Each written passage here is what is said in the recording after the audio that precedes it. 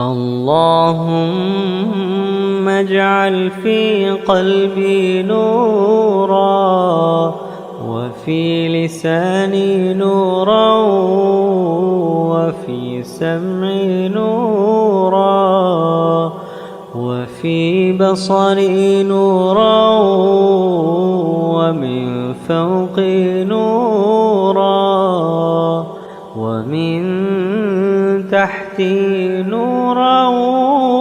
وعن يميني نورا وعن شمالي نورا ومن أمامي نورا ومن خلفي نورا واجعل في نفسي نورا وأعظم